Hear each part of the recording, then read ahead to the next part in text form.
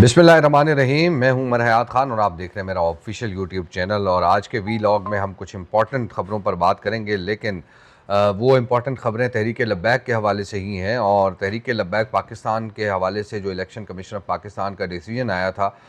उसके बाद शायद अब मामलात मज़ीद गड़बड़ हो चुके हैं, मामलात मज़ीद ख़राब हो चुके हैं और तहरीक लब्बैक पाकिस्तान का इंतखाबी निशान जो है वो वापस ले लिया गया है। इलेक्शन कमीशन ऑफ पाकिस्तान की जानिब से जो डिसीजन आया उस डिसीजन के मुताबिक, और इसमें बाकायदा तौर पर जो फ़ैसले में वजूहात बयान की गई हैं कि वो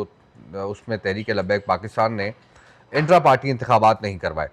और इस हवाले से तहरीक लब्बैक पाकिस्तान का मौक़िफ़ भी सामने आ चुका है। और तहरीक लब्बैक पाकिस्तान ने जो मीडिया को जारी किया गया बयान है उसमें इलेक्शन कमीशन ऑफ पाकिस्तान की जानिब से तहरीक लब्बैक पाकिस्तान का इंतखाबी निशान क्रेन वापस लेने के गैर मुनसिफाना, जानिबदाराना और सियासी इंतकाम पर मबनी फ़ैसले को यकसर मुस्तरद किया है। अब मसला ये है कि तहरीक लब्बैक पाकिस्तान जो है वो बकौल इलेक्शन कमीशन के अपना इंटर पार्टी इंतखाबात अपने नहीं करवा सकी, और जिसकी वजह से उनसे उनका इंतखाबी निशान जो है वो वापस लिया गया है। इलेक्शन एक 2017 के तहत ये फ़ैसला जो है वो किया गया है। अब मसला ये है कि तहरीक लब्बैक पाकिस्तान तो इस फ़ैसले को नहीं मानती। जैसे कि मैंने आपको बताया कि जो उनकी जानिब से एलामिया जारी किया गया है उसमें बाकायदा तौर पर इसको मुस्तरद किया गया है। लेकिन क्या तहरीक लब्बैक पाकिस्तान इस हवाले से कोई एहतजाज का प्लान कर रही है इलेक्शन कमीशन के इस फ़ैसले के ख़िलाफ़, या फिर तहरीक लब्बैक पाकिस्तान कोई कानूनी चाराजोई करेगी? इस हवाले से आपको बताएंगे आज के इस वीलॉग में।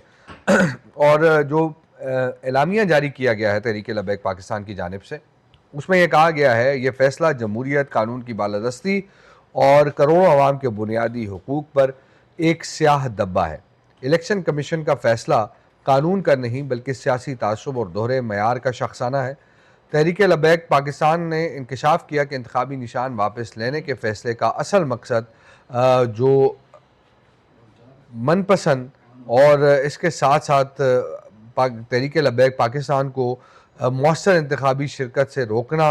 और आइंदा आने वाले जो बल्दियाती इंतखाबात हैं उनमें हिस्सा लेने से रोकना, या ज़िमनी इंतखाबात जो होंगे उसमें हिस्सा लेने से रोकना, ये अमल जो है वो शामिल है। और इसी तरह इस फ़ैसले का जो मकसद है वो तहरीक लब्बैक पाकिस्तान के वसी अवामी वोट बैंक को दीवार से लगाना है। तहरीक लब्बैक पाकिस्तान के मौक़िफ़ और साने मुरीद के बाद पैदा होने वाली सूरत-ए-हाल का गैर जानिबदाराना जायज़ा लिए बगैर नाजायज़ हुकूमत की इमा पर तहरीक लब्बैक पाकिस्तान को अपने रिवायती इंतखाबी निशान क्रेन से महरूम कर देना इंतहाई अफसोसनाक है, काबिल मज़म्मत है और दिन दिहाड़े जमहूरियत का जनाजा निकालने के मुतरादिफ है। और तर्जुमान जो तहरीक लब्बैक हैं उनके मुताबिक पाकिस्तानी तारीख के सबसे बड़े अलमनाक कत्लेआम साने मुरीद के 13 अक्टूबर 2025 के बाद हालात सबके सामने हैं। सरबराह तहरीक लब्बैक पाकिस्तान हाफिज़ साद हुसैन रिजवी और दीगर मरकज़ी रहनुमाओं को रियासती इदारों की तरफ से गैर एलानिया तौर पर जबरी हिरासत में रखा गया है, जबकि कई मरकज़ी रहनुमा मन घड़त मुकदमात में अलानिया जो है वह पाबंद सलासल हैं। तहरीक लब्बैक पाकिस्तान का जो मरकज़ी सेक्रेटेरिएट है उस समेत मुल्क भर में उनके दफातर सील हैं, जबकि जमात के हज़ारों ज़िम्मेदारान और कारकुनान जेलों, जाली मुकदमात और 4th शेड्यूल का सामना कर रहे हैं। तर्जुमान TLP जो है उन्होंने कहा कि इलेक्शन कमीशन किस बुनियाद पर हमारे खिलाफ फैसला जारी कर सकता है कि आपने मुकर्ररा वक्त पर इंट्रा पार्टी इंतखाबात नहीं करवाए, जबकि इंट्रा पार्टी इंतखाबात करवाने की जिम्मेदार तहरीक लब्बैक पाकिस्तान का जो इलेक्शन बोर्ड है उसके सरबराह बिलाल अहमद कादरी साहब बजाते खुद अक्टूबर 2025 से गैर कानूनी तौर पर गिरफ्तार थे। उनकी रिहाई जून 2026 में उस वक्त अमल में आई जब इंट्रा पार्टी इंतखाबात का मुकर्ररा वक्त 28 दिसंबर 2025 जो है वो गुजर चुका था। और जो शख्स खुद इदारों की हिरासत में हो वो जेल में बैठ कर मुकर्ररा वक्त पर इंट्रा पार्टी इंतखाबात कैसे करवा सकता है, ये सवाल जो है वो पूछा गया। तर्जुमान तहरीक लब्बैक ने कहा कि 8 अक्टूबर 2025 को शुरू होने वाले जालिमाना क्रैकडाउन ने जमात के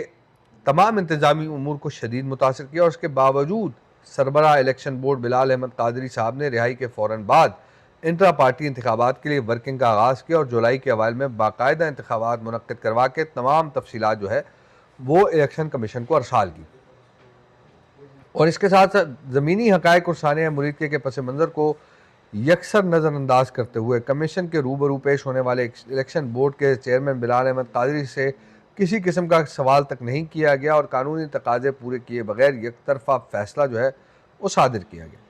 तर्जुमान तहरीक लब्बैक ने वादे किया कि इलेक्शन कमीशन अपने फैसले में खुद ये तस्लीम करता है कि शोकाज नोटिस वसूल नहीं हो सका, जो बजाते खुद इस बात का सबूत है कि क्रैकडाउन के बायस हमारे दफातर सील हैं और वहाँ कोई मौजूद नहीं था। और जो तर्जुमान है उन्होंने कहा है कि इलेक्शन कमीशन अपने फैसलों में ये तो लिखता है कि अमीर तहरीक लब्बैक पाकिस्तान का अता पता नहीं, लेकिन इससे हवाले से जानबूझकर खामोशी इख्तियार की जाती है कि इन्हें बाजियाब करवाने के लिए तहरीक लब्बैक पाकिस्तान ने अदलिया से बाकायदा रुजू किया, मगर अदालतें उन्हें बाजियाब कराने में कोई संजीदा कदम नहीं उठा रही।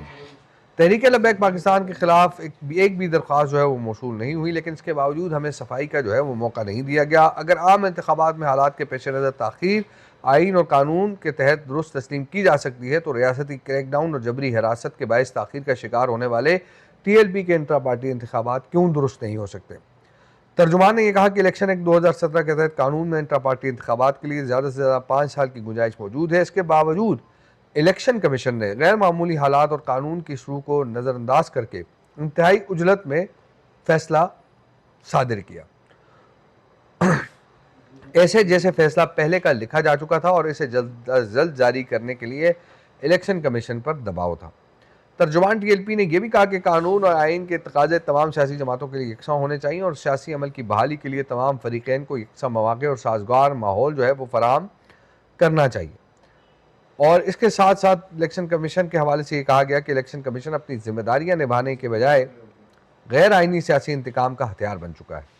बयान के अख्तिताम पर जो है वो तर्जुमान तहरीक लब्बैक ने दो टोक अल्फाज में वाज़ेह किया कि अहले इक़्तिदार दबाव और मुदाखलत के ज़रिए हमारा इंतखाबी निशान तो छीन सकते हैं, लेकिन हमारे नज़रिए से हमें कभी महरूम नहीं कर सकते। नाक़िस पॉलिसी साज अपनी गलतफहमियाँ दूर कर लें। अगर तहरीक लब्बैक पाकिस्तान सैकड़ों शहादतों, हज़ारों ज़ख्मी और लातादाद गिरफ्तारियों और तमाम तर तशद्दुद और ओछे हथकंडे बर्दाश्त करने के बावजूद पाकिस्तान में निज़ाम मुस्तफ़ा के क़याम, नामूस रिसालत और ख़त्म नबूवत के तहफ़्फ़ुज़ और मज़लूमों की हिमायत की जद्दोजहद से दस्तबरदार नहीं हुई, तो वक्ती तौर पर निशान छिन जाने से भी कोई फ़र्क नहीं पड़ेगा। इंशाअल्लाह इस फैसले के ख़िलाफ़ भरपूर कानूनी चाराजोई की जाएगी और हम अपनी पुरअमन सियासी और जमहूरी जद्दोजहद पूरी ताकत और अज़्म के साथ जारी रखेंगे। तो जनाब ये बयान तहरीक लब्बैक पाकिस्तान की जानिब से दिया गया। अब इस बयान के अंदर ये बताया गया कि कानूनी चाराजोई जो है वो इस हवाले से की जाएगी, लेकिन जिस तरह ये भी बताया गया कि जो इलेक्शन कमीशन के ज़िम्मेदार थे, जिन्होंने इलेक्शन करवाने थे, कोऑर्डिनेटर थे बिलाल कादरी साहब, उन्होंने इलेक्शन कमीशन में बाकायदा तौर पर जो है वो इंट्रा पार्टी इंतखाबात के नताइज जमा करवाए और फिर उसके बाद आपने ये देखा कि इलेक्शन कमीशन का फैसला आ गया। और इलेक्शन कमीशन के फ़ैसले में भी देखा जाए तो मुख्तलिफ़ तरीक़ों से हमें कुछ चीज़ें ऐसी नज़र आई हैं कि जिसमें जो तहरीक लब्बैक पाकिस्तान है उसकी जो इंट्रा पार्टी इंतखाबात के हवाले से जो जिन आर्टिकल्स का हवाला दिया गया है, अब देखना यह है कि उस पर तहरीक लब्बैक पाकिस्तान कैसे कानूनी चाराजोई करती है और किस तरह इसको आगे लेकर चलती है, क्योंकि इलेक्शन कमीशन का ये फ़ैसला है। और अब आने वाले वक्तों में अगर मुल्क में